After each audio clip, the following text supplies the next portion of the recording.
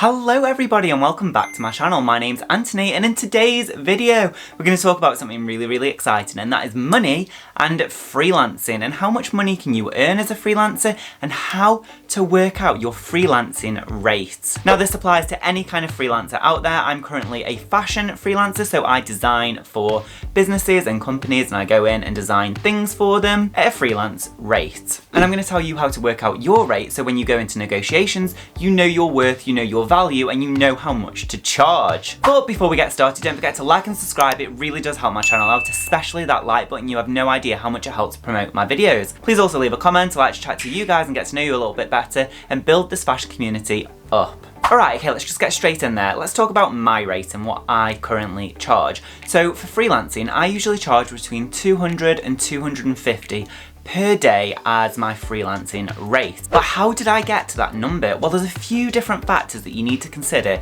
when you're working out your rates. Don't forget you are now self-employed, so you need to consider certain things that necessarily you wouldn't have thought about before. For example, when I was in a full-time job, a permanent position, I didn't have to worry about certain things. So the things that you first need to worry about are taxes. That is the most important thing. You need to make sure you're putting enough money aside for your taxes, national insurance, or any other thing that comes out by the government. The next thing is pensions. You need to make sure you're putting a little bit aside for a rainy day, for when you're old and not working anymore. The next one is living expenses. So you need to make sure that you're earning enough to cover off all your living expenses. So what I would do is I would just tally up everything. That's bills, how much it costs to buy your food, pay your rent, all of that sort of stuff. Just add that up and have that number in mind when you're thinking about your freelance rates. And the next one is holidays or vacations. And now I'm not talking about going away on holiday or anything like that, but you will need some time off. You'll need to go to the doctors. You'll need to be able to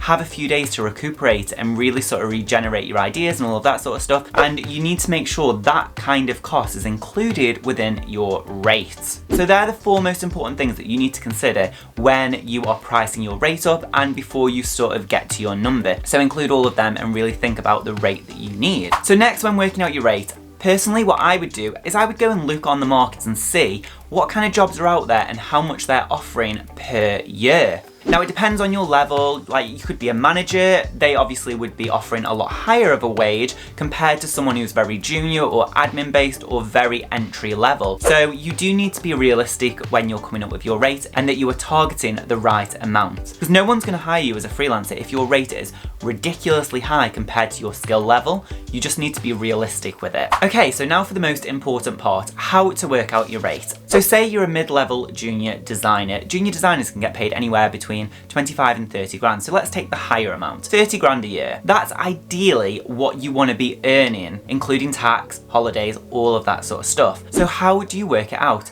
Well, first of all, I would take that £30,000 a year and divide it by 240. Why 240? Well, 240 is the amount of days in the year without weekends and without your holidays. Now in the UK, we get an average of about 20 days holiday. Some people get 25, some people get more, but around 20 days of holiday per year. So take off them days because you won't be working them and you want to make sure that your rate is covering them days anyway. So 30,000 divided by 240 is around £125. So you're thinking, okay, so my rate's £125. No, it doesn't stop here. You need to add about 25%. Now 25% is for your holidays. It's also for the tax. Now I know tax is already included in the 30,000, but really you want buffers as well to make sure that if you've got a higher tax bill, that you've got the money there available. And don't forget, as a freelancer, you are not within a contract. Yes, someone who has got a permanent contract might be getting paid £125 a day,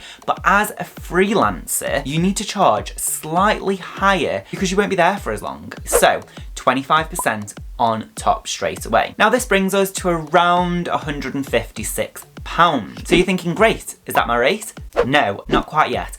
I always round up because if you go in and say, oh, my rate's £156, they're going to try and negotiate you down. So always round up to the nearest 10. So that rate from 156 now becomes 160. This is your day rate. Congratulations, £160 a day. How amazing is that? But it doesn't stop there. Now you kind of need to work out your maximum rate and your lowest rate, because in all honesty, you need to know what you're willing to go down on and what you can push a little bit more. So for example, if you're working on a project and they're offering you so many days, but they're not willing to pay you your £160 rate, you need to know the lowest that you're willing to go. So what I do is I have a buffer of around £50. So my lowest would be £200, my highest would be £250.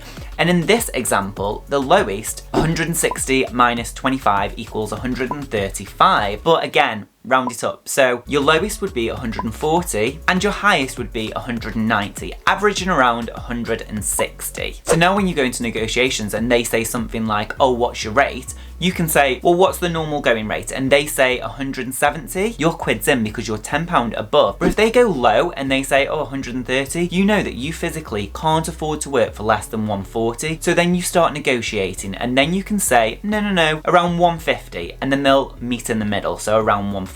I've done it before and there's no shame in talking about money when you're negotiating rates, because that's what it's all about. You need to negotiate money. And you're not doing this for free. You are giving them a service. You are designing for them or you're doing something else. So you need to make sure that you're paid what you're worth. So taking that lowest rate of £140, if I times that by 240, that actually gives me £33,600 a year. And what's really good about that is you've just created a buffer of £3,600 extra a year that you're earning as a freelancer. And I think that's a good amount. Obviously, if you're getting the higher rate per year, that's amazing. And if you're getting the higher rate, then that becomes your standard and you can start upping it. But at the moment, just let's concentrate on that 140. So you're earning £33,600. That's great, you've got the buffer now. So if you're not working for a couple of months, you've got a couple of months buffer that will tide you over. Now, this is really important as well. You need to make sure that you are saving an emergency fund. If you're a freelance designer, you do not have a steady income, you do not have a regular wage, and you've not got the guarantee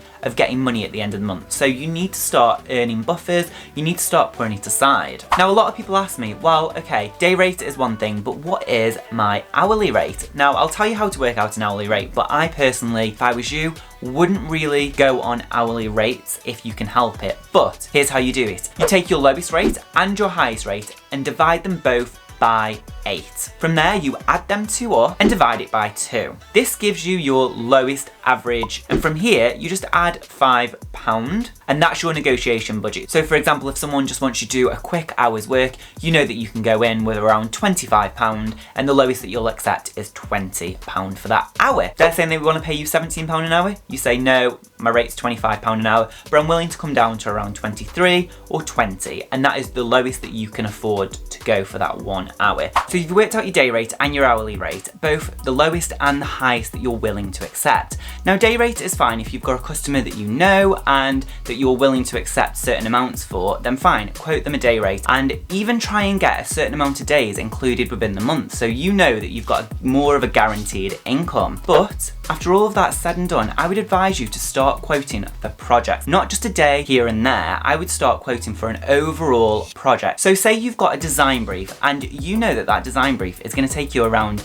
3 days to do. I would take the average amount that you could earn, so the middle amount, 160 per day, times it by the 3 days, and you get 480, which is the price of what you're going to charge them for this piece of work. Now, if you want, you can round it up to 500, but you've just quoted them £500 for this job that's going to take you around 3 days. That £500 is a nice chunk of change. But what's really good about that process and the fact that you're charging for the project, not just for the day's work, is that next time they want a similar project doing, it might not take you as long, but you're still going to charge them that £500 because over the next few months when you're freelancing, you're going to start building up a library of images, a library of CADs and a library of work that you can use again and again and again. So for me, for example, if I start designing jeans, I know that I've got multiple different jean designs that I can use and just change the pocket details or just change the fabric or just change the trims or anything like that. That is far quicker than designing the whole jean from scratch. And that's how you kind of need to think.